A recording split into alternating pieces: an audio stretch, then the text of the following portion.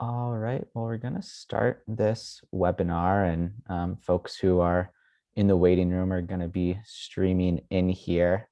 I can see folks already pouring in. You're in the right place. This is our second training on our Citizen Lobby Day coming up in a little bit over a month. We've got a really interesting program lined up here today, and we'll do introductions in just a second here, but we'll get started on time as always, and I'll kick it over to Marnie Walsh, Citizen Empowerment Coordinator at American Promise, to take us away. Thanks, Marnie. Great, thank you, Azer. Hello, everybody. It's 7:30 p.m. here on the East Coast, and as always, we'll go ahead and get our call started on time. We will be recording this call for people to use as a reference and for those who might have missed it. Welcome to this American Promise Training and Action Series. My name is Marnie Walsh, and I am the Empowerment Coordinator with American Promise. Whether you've been involved with American Promise for a long time, or if this is your first time, you're in the right place. If this is your first time, we'll be providing a lot of information, but don't worry. We'll follow up with a clear and action items and support you, and you'll be ready to take action with us right away. This call and others that follow will cover two areas. First, this is the second call of 3 that will prepare you for Lobby Day meetings with your member of Congress during the National Citizen Leadership Conference, the NCLC, which is May 2nd through 6th. Our lobby days will be May 4th, 5th, and 6th. We have a goal of having 100 Lobby Day meetings with members of Congress or their staff over those 3 days. If you currently reach a few members of Congress in your state, be thinking about how you can reach out to friends in congressional districts you don't yet cover and invite them to. 1, schedule a meeting with their member of Congress. 2, have your friend practice with you because practice is very important. And 3, have your friend attend the meeting with you during lobby days. This session is also part of our new training and support team series. While there will be several different trainings and support teams that come out of those trainings, the purpose of this meeting with elected officials training is 1, to inspire you about the importance of meeting with elected officials and partnering with them in fulfilling our mission to win the 28th Amendment to get big money out of politics. 2, to help you be a more confident and enthusiastic spokesperson for our work. And 3, to provide a structure of ongoing support to assist you in building powerful relationships with your elected officials. Of course, we have the immediate goals of 100 Lobby Day meetings. After the lobby days are over, this meeting with elected officials team will meet monthly to support each other in having breakthroughs and moving your elected officials up the champion scale, from opposed, neutral, or supporter, all the way up to advocate, leader, and eventually champion. The volunteer leaders of the meeting with elected officials team are Marie Henschelder-Kimmel and Vicki Barnes. Marie, you can unmute yourself and say hi. Tell us your role in American Promise. Hi, everybody. My name is Marie Henselder-Kimmel. I'm in Cherry Hill, New Jersey, just across the river from Philadelphia. And I was one of the co-founding leaders, co-leaders of Tri-County Chapter, which started back in 2017. And I've become very involved also in the Leader Network. And I'm going to be carrying on with the training for meetings with members of Congress and some of the other networking kinds of activities. And I've been to the last 2 National Citizen Leadership Conferences in DC, both in 2018 and 2019. Great. Thank you. And thank you to all our other team leaders for leading this movement. The other 4 trainings and ongoing teams are as follows. 1, the Friend Banking team led by Vicki Barnes. The next meeting is still to be determined. 2, writing letters to the editor and writing letters to the editor training starts with a 90-minute training tomorrow night, which is Thursday, March 25th at 7:30 p.m., led by myself. The volunteer leader of this team is Ann Drum. 3, planning and hosting events team led by Laura Nittmeyer and Ann Drum. And the lastly, social media team led by Monica Rodriguez. We're looking for additional volunteers to lead these teams and to be trained by Same Daily Harris. So we'll have 2 volunteer leaders on each team. Email me at marniew@americanpromise.net if you're interested in co-leading. That's marniew@americanpromise.net. As we said, this is the second in a series of 3 trainings leading up to our National Citizen Leadership Conference on May 2nd through 6th, concentrating on you getting ready for our lobby days, which is May 4th, 5th, and 6th. The first call was about 1, registering and getting excited about the NCLC, both the conference and lobby days. 2, scheduling meetings with their US representative and both your senators so we can get to work by getting big money out of politics. The recording for the first training was included in the invitation for this training, and we'll also include it in our follow-up email as well. You can find it yourself on your YouTube channel anytime. The second Lobby Day training call is focused on planning the agenda and practicing for our Lobby Day meetings. The third training will be Wednesday, April 28th at 7:30 p.m. Eastern Time. There is a lot to look forward to in the coming months and in the next hour. The plan tonight will go like this. First, Aether Cole, Deputy Political Director at American Promise, will give an overview of the NCLC and Lobby Day. We will have some time for Q&A. Then Marie Henshelder-Kimmel will share about how her group in New Jersey are actively bringing in new members in congressional districts they do not have volunteers in yet in order to expand the number of Lobby Day meetings they are having. We'll do a quick tutorial on how to officially register for the conference. Finally, we're going to have a discussion on how to plan a meeting with your member of Congress. What is the agenda and what's the best way to prepare for your meeting? Now I'm going to turn it over to Aether Cole to tell us about this year's NCLC. Super. Thanks for that lead in, Marnie. And thank you, Marie. And thank you, everyone, for being on this call. We'll jump right into it because we do have a lot to talk about. And, you know, some of you on the call have been to National Citizen Leadership Conferences before. I imagine many haven't. No one's been to one that we've done online before, myself included. So it'll be a new experience this year for everyone. But it's a conference that we hold every year, and it's really a lot of things. It's a big tent for reformers coming together. It's a place to meet advocates in your state and across the country. But most importantly, it's a national convening of Americans who are working together to win a constitutional amendment to get big money out of politics. Like I said, this year's conference will be online, but will be as close to our usual Washington, D.C. conference as possible. There'll be plenary sessions. We'll hear from acclaimed speakers.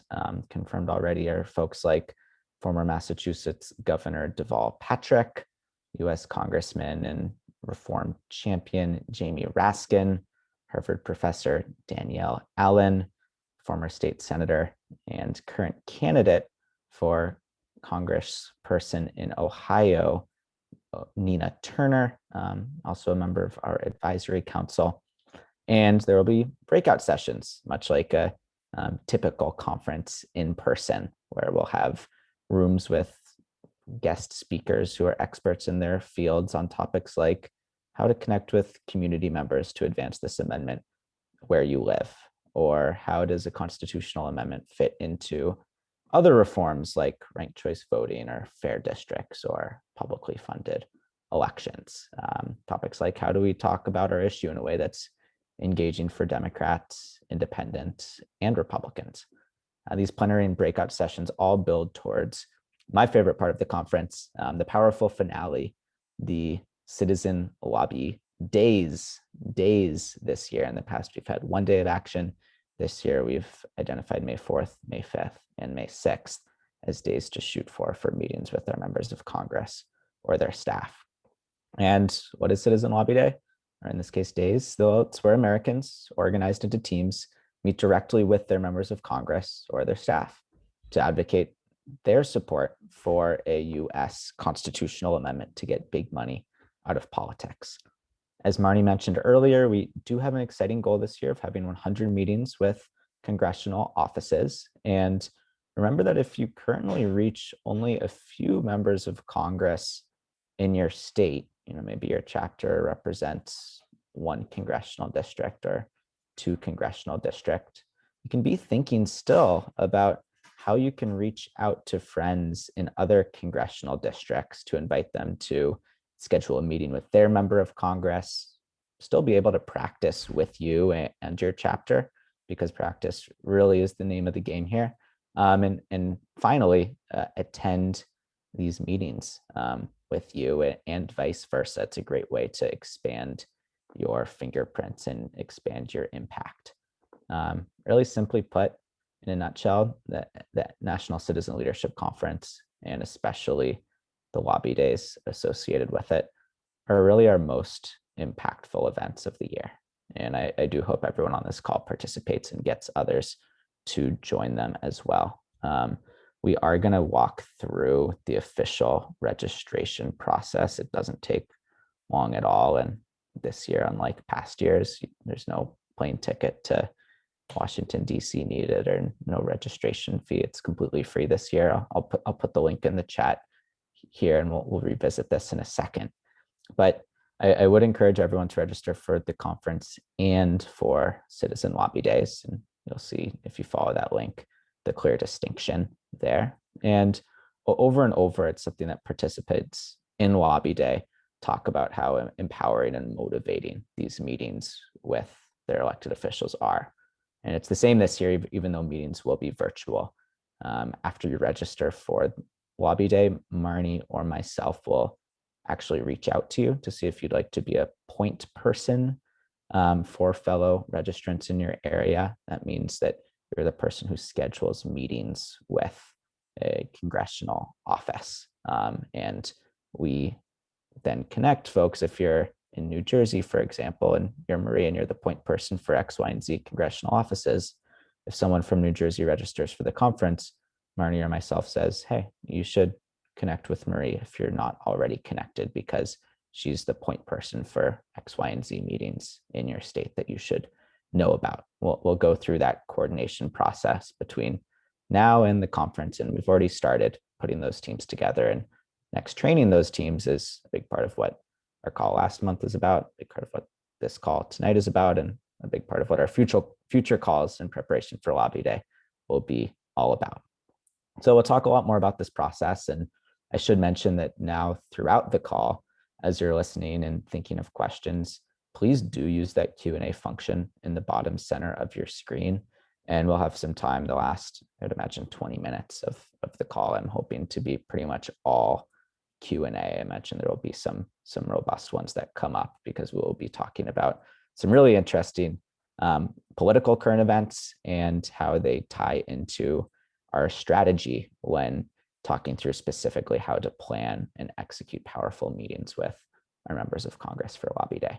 So before we get into that, it's my honor to introduce a champion in this work, Marie Henselder Kimmel, leader of the New Jersey American Promise chapter, to tell us about how her team in New Jersey is working to bring in new members to their chapter in congressional districts where they currently do not have volunteers, for the purpose of expanding the number of Lobby Day meetings that they're having, expanding the number of constituents that they're in contact with in districts that they currently are not representing. So thank you, Marie, for being here, and take it away.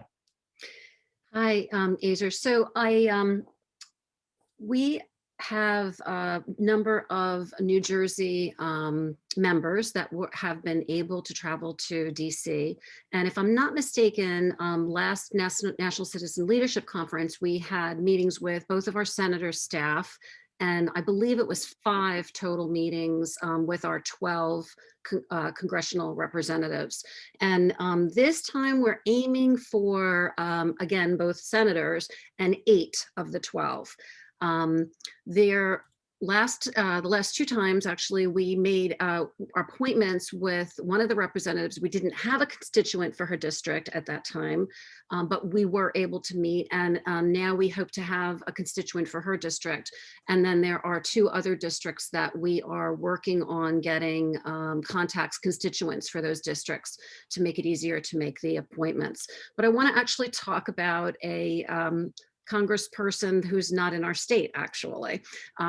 There's some emphasis on trying to reach out to Representative Brian Fitzpatrick, who's just over the river from us in Pennsylvania. And that was mentioned. And one of my members is actually from the county that he represents. She doesn't live there. She's in Pennsylvania, down closer to us, but she still has family there. So she was willing. She's been speaking about American Promise to her family, but they had never gotten involved. And she was willing to reach out to several members of her family and talk to them and say, look, this is what we're going to be doing. We're going to be doing virtual lobby days. Would you be interested in possibly getting involved with us in seeking a meeting? And then we'll train and we'll go through, what the content of the meeting will be, and we'll prepare, to do this meeting. And she has issued the request. She's submitted that.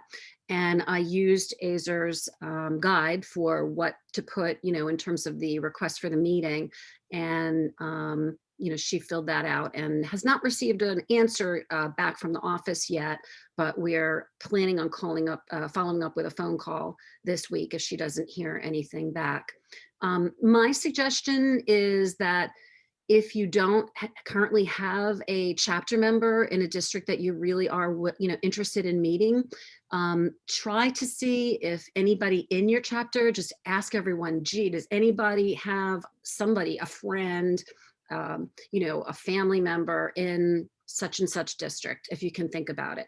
And then the other thing to do that I did to get some leads on a Republican representative here in New Jersey that we're planning on meeting with, that we haven't met with before, is to use my network that I use when I send out invitations to events that I've done virtually, and ask and say, look, this is what we're doing. American Promise has a National Citizen Leadership Conference coming up. It's virtual this year. You are welcome to attend. And by the way, we're going to be lobbying. There's a lot of attention on getting money out of politics in many things because of the election that just happened, and the pandemic lobbying and so on.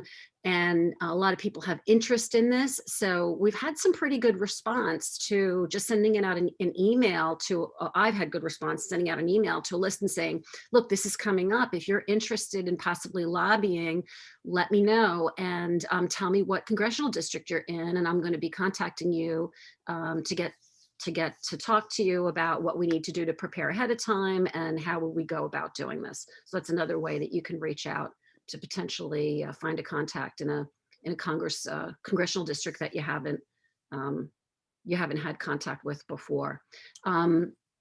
It doesn't necessarily go smoothly. You can possibly get some pushback if you don't have a constituent in the congressional district, or even if you find a contact. Sometimes you do have to be a little bit persistent in terms of reminding people, the staffer, hey, I did put in this request. They can say, oh, well, we don't know the schedule yet, or we don't know what the vote schedule will be, and then kind of keep track. And if you're hearing about other meetings, then go back and say, some of the spots are filling up. I still have a gap between here and here. Can you potentially schedule us? So that's a way to sort of encourage them to commit, and we have found success with that. But it doesn't necessarily come back like, oh yeah, we'll meet with you on Tuesday at 12 o'clock, and all said and done. There's going to be some follow up. There's going to be some back and forth. Super. Thank you, Maria. You're a veteran at this point, and it's music to my ears, hearing folks in New Jersey think through the national strategy, say, well, Pennsylvania's first district isn't so far away from us. We actually know some people there, and let's practice what we preach. Let's do some outreach, and let's see if we can't really have an outsized impact on this nationally. So that is fantastic. And let me just add that through the Leader Network, one of our leaders who's now in the San Francisco Bay Area, Laura Nipmeyer, did live in northern New Jersey in 2017 and had started a group there, and then moved to San Francisco and has continued work with American Promise there. And so she has some family in Bucks County as well. And she has also reaching out to her family. Now we have a meeting request into Brian Fitzpatrick, but it's potentially other constituents that may agree to attend the meeting with us. So that's another thing you can do if for the leaders to get in contact with the other leaders and say, gee, does anybody have family members that they know of or friends that they know of in my state? Just another lead. Exactly. And yeah, it's powerful that you're not only meeting with your congressional delegation, but actively working to identify new chapter members. And you're describing sort of how you're going about doing that. And it's just fantastic. We're going to keep moving through this call here. And before we go over the main thrust of this call, which is really talking in detail through an agenda that will be really helpful to prepare for your meetings with elected officials during your lobby day meetings. And I'll share my screen here in a second and we'll talk it through. I'm going to just share my screen and we're going to do a quick demonstration of how to actually register for the conference and lobby day. There is a question in the chat. Is there a website for this? And the answer is yes. There's a website for American Promise. There's a website for the conference as well. There's only one conference. There's a question in the chat that was, what is the difference between the three conferences? Let's be clear, there's one conference and there's a citizen lobby day associated with the conference. But I'm gonna go ahead and share my screen here. And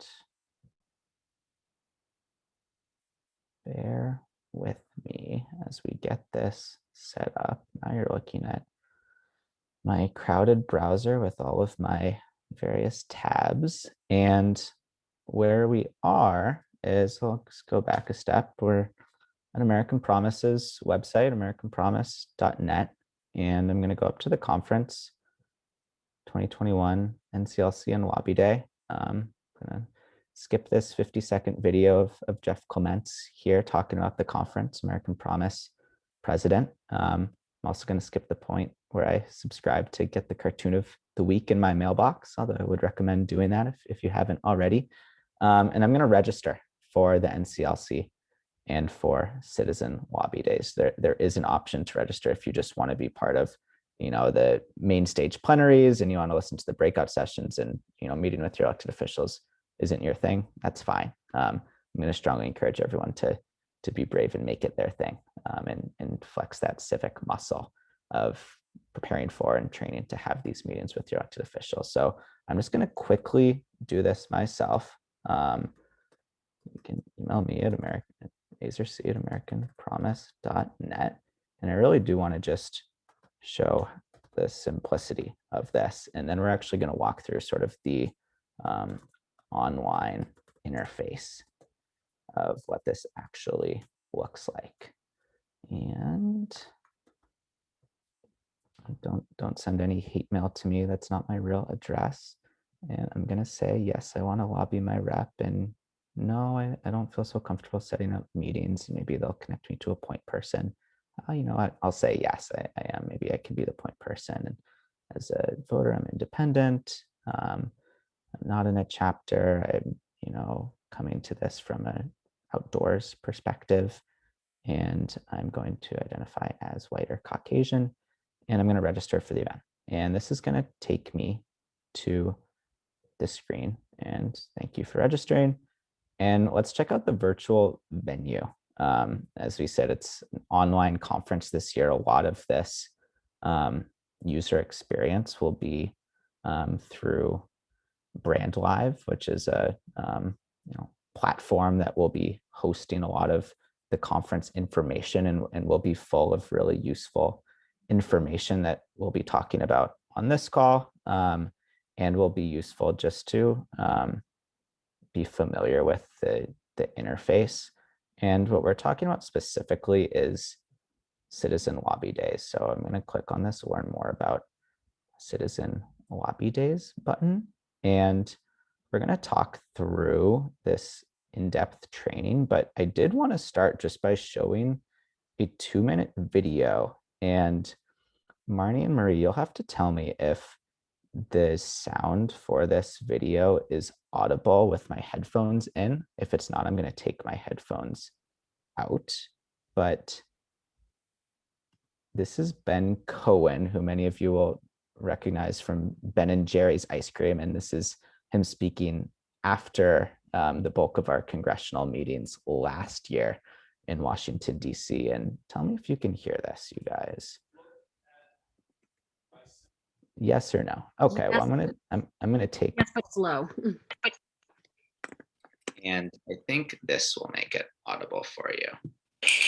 Look at myself and look at each one of us and realize, as astounding as it may be, we are the people that we've been waiting for.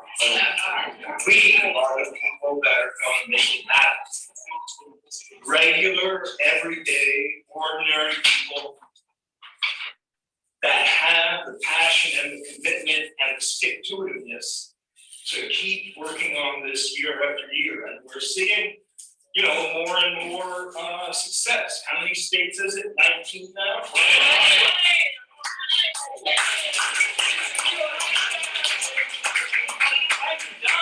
Beautiful job. This is incredible. I mean, I remember testifying in New Hampshire, what was it, a year or two ago, the House passed it, the Senate hung it up, and now apparently, due to the pressure of all of us, we now have 12. No doubt 21 is coming. And, in terms of influencing Congress people, which, that's really in the end what this is all about, there's nothing, no other thing that's more powerful, that's more impactful than person-to-person meetings, in person.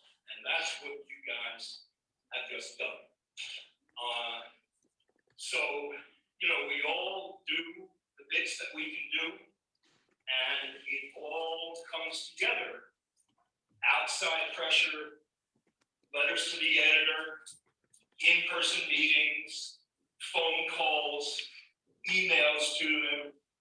That consistent pressure builds up. And, they start having a hard time saying, well, justifying how they cannot support getting big money out of politics. So I'm just here to thank you, to appreciate you, to encourage you to keep up this incredible good work, and of course to feed you.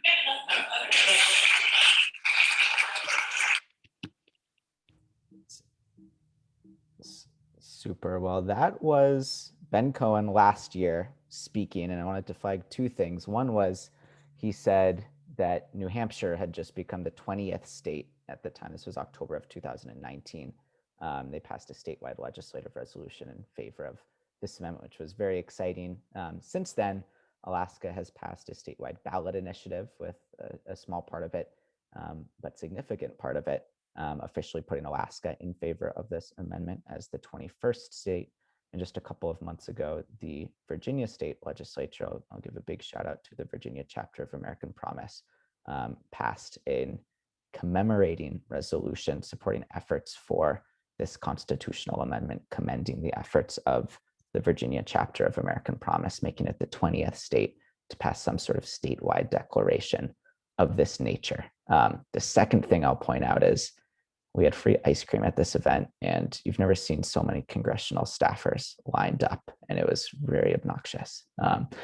We won't have free ice cream this year. Unfortunately, we won't have a big, long line of 18-year-olds trying to get our free ice cream either. I'm going to scroll down here because I really do want to talk specifically about this training document. I'll also on the screen, you'd see, okay, well, here I could find the recording of our first training, and here I could register for the call that's going on right now. We'll update this to say, well, here's the recording. Here I could register for the training that's happening in April. But I want to talk through this training because it's really going to be the well, that's Marnie, a little that's got to be some experience. Marnie, I clicked the wrong button. This is going to be as close to a one-stop shop as possible, and we're going to talk through this document in depth. I was telling Marnie and Marie, it's normally more talking than I would like to do on one of these calls, but I do think it'll be helpful depth, and we're not going to talk through all of it. This first bit is, introductory things we're already touching on, and you'll see some nice photos. This was a powerful moment with students from Marjorie Stoneman Douglas High School, which endured a really tragic school shooting a couple of years ago. And this is their member of Congress, Ted Deutsch, who is a lead sponsor on House Joint Resolution 1, the leading amendment in the House right now, calling for this amendment. And he sees the insidious connection between money and politics and inaction on gun control. It was a really powerful moment to have them. They're part of our conference. Folks in New York meeting with their state representatives, and a little bit of reiteration on the importance of point people. We don't want, Marie's 20 chapter members to all request meetings with Andy Kim. We want one person to request a meeting with Andy Kim and to let 20 people know. So as you register for the conference, Marnie and myself will be sure to be in direct contact with you to make sure that we're coordinating point people appropriately. Azer, can you increase the, like maybe make it 125% and just have it? That's a great idea. How's that? Even a little more if you can. Perfect. And fantastic. Thank you for that, Marie. And talking through what background information is going to be helpful for everyone to know, no matter which member of Congress you're meeting with. I'm not going to talk through all of this in depth, but in broad strokes, this is an unifying issue, and we have polling to back it up. That's something that Americans are desperate for right now. Nobody likes this division. This is an issue that we can agree on, which is a very good thing. And it's even better that 22 states and 830 cities and towns officially support amending the Constitution to allow for reasonable limits on election spending. We've just lived through a $14 billion election cycle, our most expensive election ever. And now getting into the politics, which are really interesting and important to understand for our constitutional amendment specifically. In the 116th Congress, 2019 to 2020 session, every single congressional Democrat co-sponsored resolutions for this constitutional amendment. And it didn't happen by accident. It's thanks to the good work of folks on this call and advocates across the country. And co-sponsorships don't automatically renew in the current session that we're in. We'll work to bring every Democrat back on board, and we're already off to a strong start. But we do know that to reach the necessary 2/3 threshold in the House and the Senate, 290 votes in the House and 67 in the Senate, we'll need Republicans as well. Representative John Katko is the only Republican currently co-sponsoring this amendment in Congress. And we don't think it's based solely on ideology. We think a major challenge is the partisan optics. In today's tribal Congress, it is difficult for a member of one party to join a resolution where they're greatly outnumbered by members of the other party. And I think we all agree in theory this shouldn't matter. But in political practice, these are considerations members of Congress must make. And so I want to key in on this, that this year, our primary objective in meeting with Republican members of Congress is to listen, to learn, and to get closer to figuring out what is going to allow them to publicly support a constitutional amendment like ours. We're not going to barge in and ask a Republican member of Congress to co-sponsor an existing amendment resolution with this disparity in Democrats already on board. But rather we'll treat these meetings as fact-finding missions primarily, asking open-ended questions, taking diligent notes, building trust with our Republican members of Congress and their staff in the process. And we have all of the supporting documents and conservative talking points compiled by conservatives supportive of this issue that will be helpful to review ahead of time, particularly if you are meeting with a Republican member of Congress. And we'll talk more about the specific meetings in a second here. But I did want to talk quickly on an issue that's really important and in the news a lot right now. That's HR 1 in the Senate version S1 and how those relate to and are also different from our constitutional amendment that we're actively pushing in Congress. The existing constitutional amendment proposal in Congress with the most support is House Joint Resolution 1, HJ Res 1. You could link to the bill number in this document as you'd see here. And it's different than HR 1, which is House Resolution 1. HR 1 is an 800+ page reform package introduced by Democrats, tackles a lot of things: voting rights, ballot access, publicly financed elections, disclosure. It has a soft call for a constitutional amendment to allow for stronger election spending. It isn't a constitutional amendment proposal in itself, the same way that HJ Res 1 is. And it's become a bit of a partisan lightning rod, as everyone I'm sure is well aware of by just keeping up with the news. Because the bill numbers are so similar, I do think there's a chance that members of Congress may confuse our work with HR 1 or S1. And it's important for us in our meetings to really be prepared for that happening and quickly correcting them to keep the meeting on topic.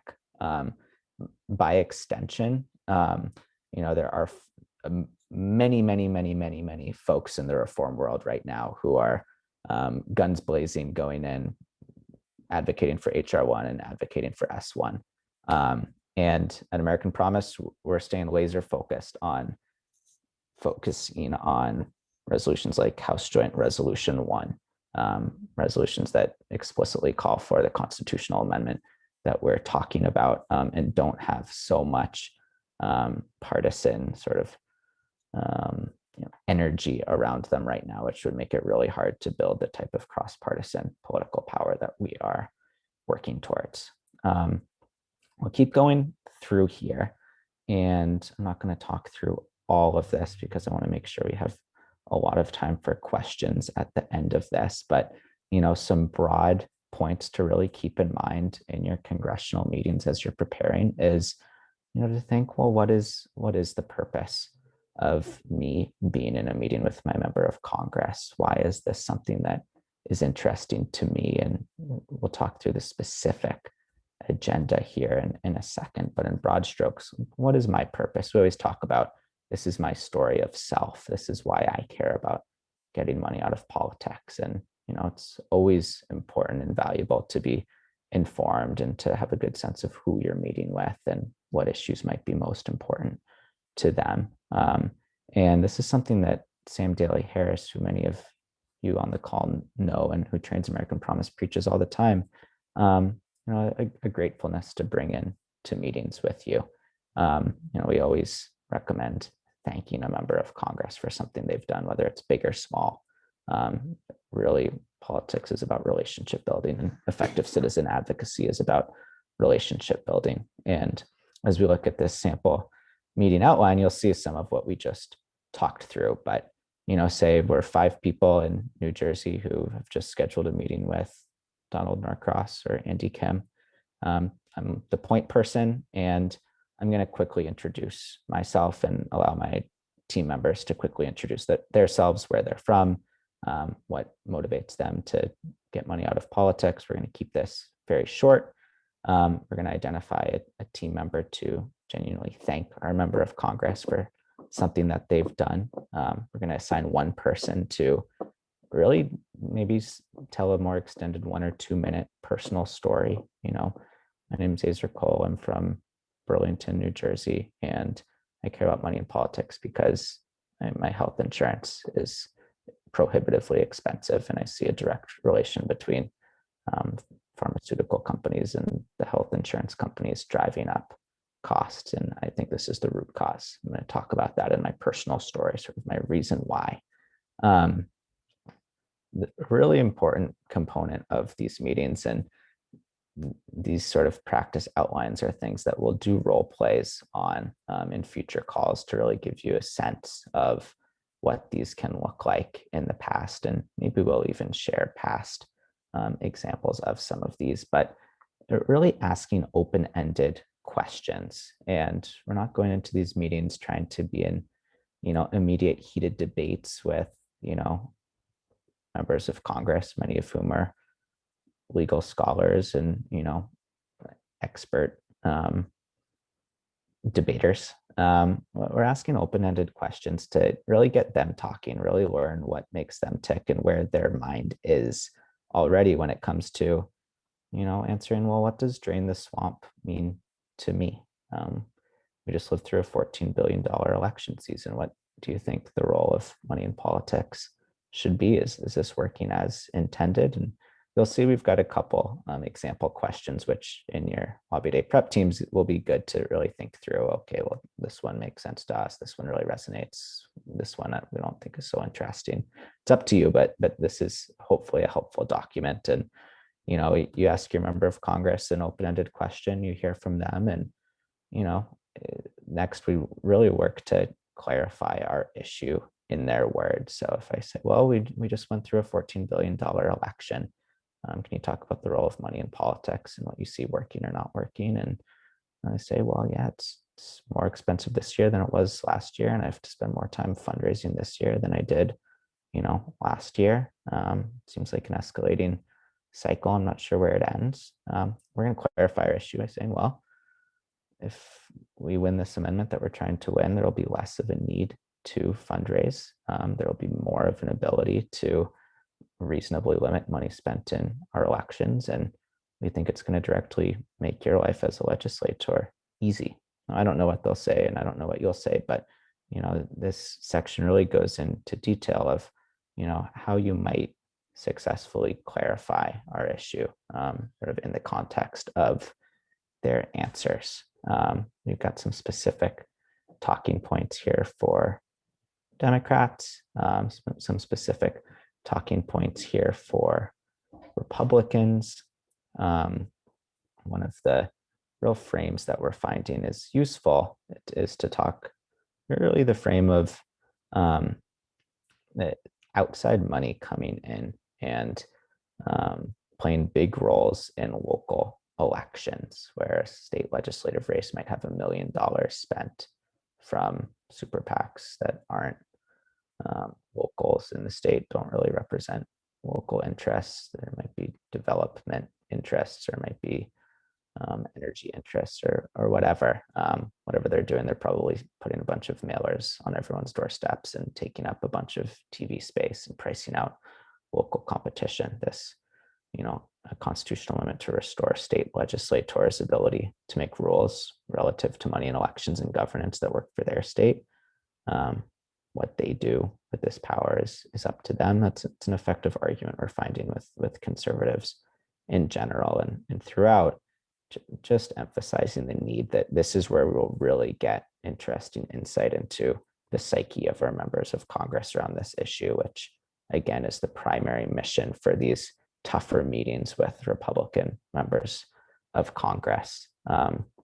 I saw a question come up earlier, and we'll get to all of the questions folks have in a second here, from Ashwari in New Mexico asking, when will we get our leave behind materials for our congressional offices? We'll be updating this same lobby day training section of the Brand Live website that we just walked through with those specific leave behind instructions, they'll sort of flow through what our primary asks are, depending on which office we're in. And we'll talk through that quickly now, where if we're talking with a House Democrat, it's pretty simple. And our primary ask is to co-sponsor House Joint Resolution 1 if they haven't already. If they have, we can ask them to bring a colleague on board. And you'll see some secondary asks here. In the Senate side, for Democrats, we expect that by the time of Lobby Day, the Senate equivalent of House Joint Resolution 1 will be reintroduced. Senator Jean Shaheen, a Democrat from New Hampshire, is set to lead this reintroduction this year.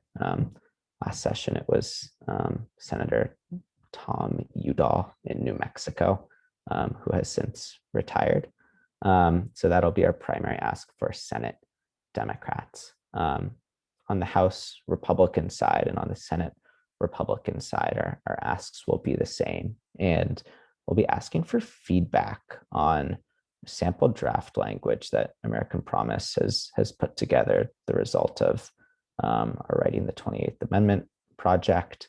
You might have seen it in the America 250 report, which detailed this language in depth, but we'll talk through this, or we'll leave behind this sample draft language that we really do want the feedback from Republican members of Congress on, really as a way to show them, well, we're asking for your feedback. We're building a relationship. We're meeting you where you are, and we're working to move this forward in a way that is politically manageable for everyone involved, that gets us to the place we need to be of 290 votes in the House, 67 votes in the Senate. American Promise's goal is to achieve this by 2024. And this Lobby Day is a big piece along the way. Always a good idea to ask how you can follow up. And the last step here is celebrate. Meeting with your member of Congress or their staff is no small thing. It's something to be very proud of. It's something to do more than pat yourself on the back. However you celebrate and celebrate again. And then once you've celebrated, let us know what you learned. And we'll have a reporting form that'll be really helpful to talk through or to fill out in depth. I'll stop. This document is available for everyone. We'll include it in the follow-up recap, and I would click through all of these hyperlinks and familiarize yourself with them and ask me and Marnie questions about them. And I think you'll find there's more than enough information here to answer a lot of the questions that will pop up, but I do want to make sure we spend the rest of the time focused on questions in the chat here. So we've got Tua Shwari is asking about follow-up materials for Democrats and Republicans in the next couple of weeks. Ashwari, we will have clear instructions for the exact handouts that will be, I think, really helpful to even send to your members of Congress before the meeting. That's one difference with online meetings than in-person meetings in the past. Marie, you'll remember we had physical folders that we brought with us to the meetings, and our physical folder now is the email with 3 attachments. That's the new reality that we're in. I'm looking at some other questions here. Jones asked a good question, a logistical question. Where can we get this document? Registering for the conference, as we walked through, will give you access to the Brand Live interface, and you'll find that you can click the sort of learn more about Lobby Day, the Lobby Day Information Center, and it is included in the Lobby Day Information Center. Joan will send out the recording of this email tomorrow, and maybe in the recap email we can flag, between 805 and 807 is where we really go step by step on exactly how to access this really useful section of the conference website.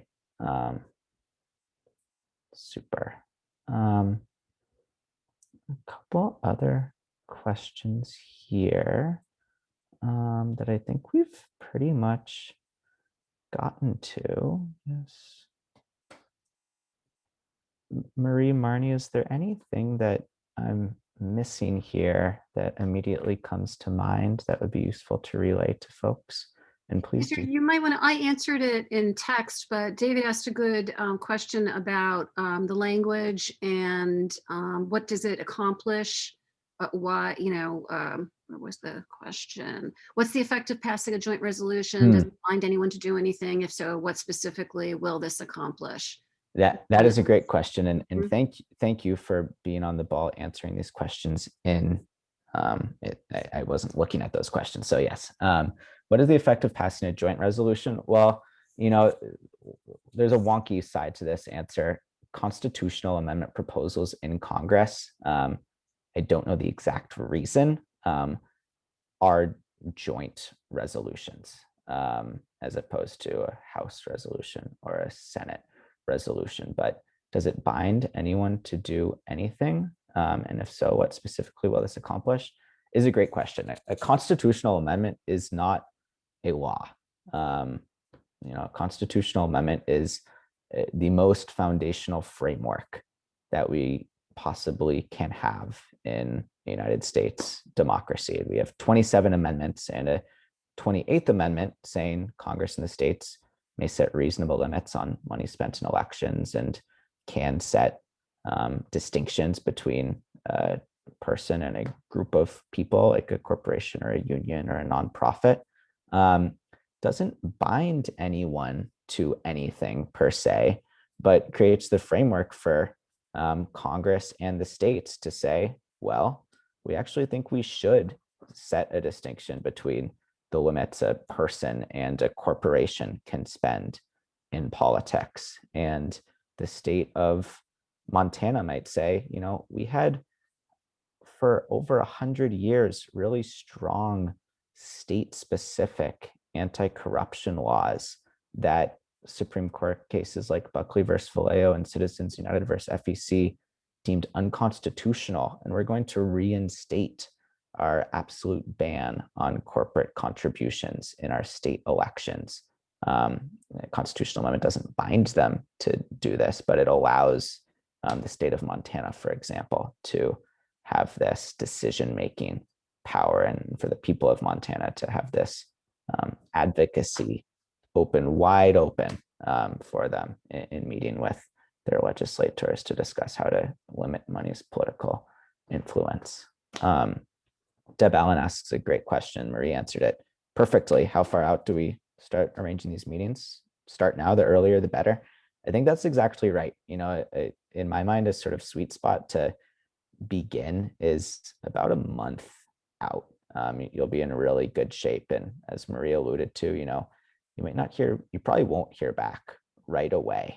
And, it might take 2 or 3 or 4 points of contact with your congressional office, follow-up emails, follow-up phone calls to hammer out a meeting time. But about a week or 2 weeks out, members of Congress and their schedulers will typically start locking in most of the meetings that they schedule for their congressional office. And if you're putting in that initial request about a month out, you're in good shape. Even if you're 3 weeks out or 2 weeks out, you're still in good shape. But as Marie said, really the sooner, the better.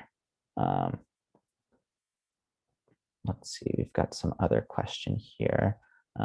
John Wyatt, Marnie, I'm going to pose this question to you, but John asks a good one. As a point person, what should we be doing right now? What advice would you have to John here? Okay, so Jack, excuse me. Jack, it's been a while. John, Jack. No worries.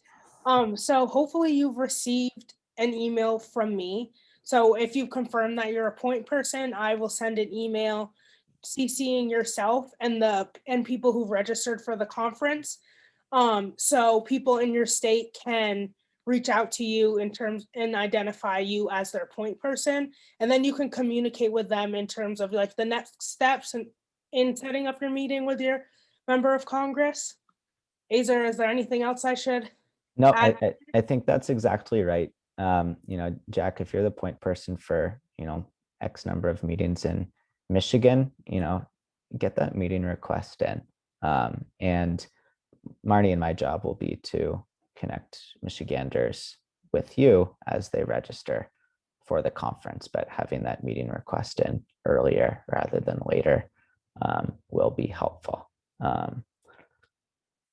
Michael asks a good question. AmericanPromise.net, our website, refers to House Joint Resolution 2 in 2020. It's a good thing to clear up. In the last congressional session, House Joint Resolution 2 was the leading amendment proposal with the most co-sponsors, and it's identical to this session, House Joint Resolution 1. So Michael, if you go into that lobby day training document that we were just looking at, you'll see a hyperlink on HJ Resolution 1, and that's the same language as what House Joint Resolution 2 was in 2020. It's a little bit confusing. The numbers change from session to session, but in this case, the language is the same. Ted's got a good question here. When will schedules of speakers and breakout session information be available for the conference? In the next couple of weeks. We're actively pulling that all together in a flurry of activity. So as a subscriber to American Promise's email list and as someone registered for the conference, these are the exact type of updates that we'll be getting to folks ahead of time. But it's a good question, Ted. Thank you for that. Azer, I have a quick question related to Ted's question. There's something alluding to some sort of plenary session on the Thursday, on the 6th. 2, 3, 4, 5, 6. Is that just going to be like a late afternoon or an evening, just so we know in terms of scheduling for any meetings that day? Yes, I think we have blocked off. It'll be evening. I don't know the exact time, but we're encouraging folks to schedule congressional meetings Tuesday, Wednesday, and Thursday, the 4th, the 5th, and the 6th from 9 to 5 standard business hours. And the programming that we're planning will be in the early evening. So there won't be overlap there. There's a good question from Diane. Say a joint resolution passes through Congress, does that mean the amendment is accepted? No, not yet. To win a constitutional amendment, you need to pass through Congress with 2/3 of the votes in the House and the Senate, and then have that language, which passes out of Congress, be ratified by 38 state legislatures. Diane, if you're heavily involved in an American Promise chapter, you might be deep in the weeds of working with your state legislature at the same time as your congressional delegation, trying to make sure that we don't neglect one at the expense of the other. But really, even before a bill is passed through Congress, we're educating our state legislators. We are, doing what we can to pass advisory resolutions in favor of this amendment. So by the time something gets back to them from Congress, it's not like they don't know about this issue or have never heard about it, but they're prepared and educated and maybe even on the record of supporting this. It's a great question, an important one to talk through here. I see some good questions. Jack has a good question of, do we have a list of to-dos with priorities needed to be successful as a point person, as folks meeting with representatives? What makes a successful point person? A clear communicator, someone who is diligent about following up with the congressional office. And we've been on a number of emails with Marnie connecting attendees who aren't yet so involved with point people And it's really nice if you're the point person and you get connected with a Michigander, for example, who you don't know and they don't know you, to be quickly communicative with them and say, hey, glad you're part of our lobby day team and we're excited to work with you. Here's a link to our last training if you didn't attend, and this is when our next meeting internally is, if you have meetings that you and your folks are planning independent of these trainings. So there are more questions than we have time to get to, but I think we've covered some really good ones that I hope were helpful to talk through in depth, and we'll send the recording out tomorrow morning, as we always do here. And with that, I'll thank you again, and reiterate again, if you haven't already, please do register for the conference and for lobby day, and be on the lookout for communication from Marnie and from myself about this point person process, which really is vitally important. Marnie, if you could put your email one more time in the chat for folks, that would be fantastic. And we will end our call exactly an hour. We started at 8:31 or we started at 7:31. Here it is 8:31. So thanks again for everyone taking the time, and thank you, Marie and Marnie and everyone for helping this training session go on as we hoped it would. All right, have a good rest of your night, you guys. Bye-bye.